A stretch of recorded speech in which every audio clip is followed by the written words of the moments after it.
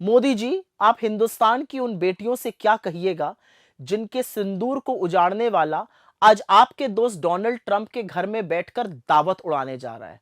आप क्या कहिएगा उन लोगों से जिनके परिवार खत्म हो गए, जिनका सुहाग उजड़ गया, कि उनके सुहाग को उजाड़ने वाला असीम मुनीर को आज डोनाल्ड ट्रंप ने अपने घर में दावत पर बुलाया है।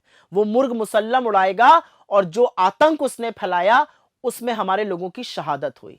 असीम मुनीर कहने को तो पाकिस्तानी सेना का अध्यक्ष है, लेकिन वो है एक नंबर का आतंकी, पाकिस्तान की सेना की वर्दी में घूमता है। और अब आपके मित्र डोनाल्ड ट्रंप उसको अपने घर में बुलाकर निजी दावत दे रहे हैं।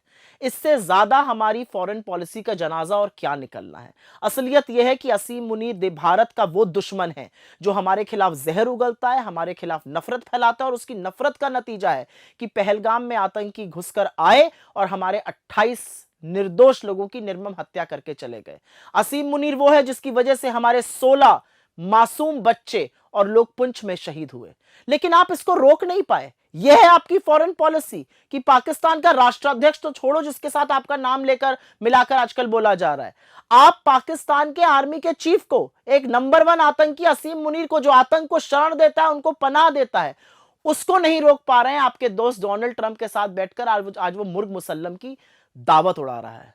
थोड़ी देर पहले पता चला कि आपकी डोनाल्ड ट्रंप से फोन पर बात हुई है, थोड़ी शर्म आई, आपसे फोन पे बतिया रहे हैं, असीम मुनीर को अपने घर बुलाकर दावत उड़वा रहे हैं।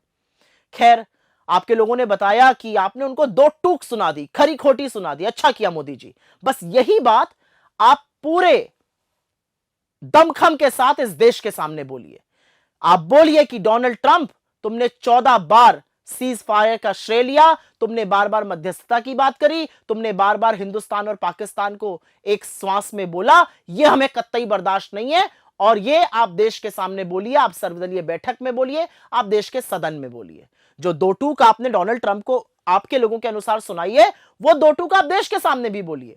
देश के सामने आप ट्रंप का नाम ही नहीं ले रहे हैं। ट्रंप 14 बार सीज फायर का क्रेडिट लेते जा रहे हैं। देश के सामने आप चीन का नाम नहीं लेते हैं। देश के सामने आप कहते हैं कोई घुसा हुआ नहीं है। यह नहीं चलेगा मोदी जी। जो आपने फोन पे बतियाया है वही बात सार्वजनिक रूप से देश को एक संबोधन करिए, देश को बताइए, ऑल पार्टी मीटिंग में बताइए और सदन में बताइए।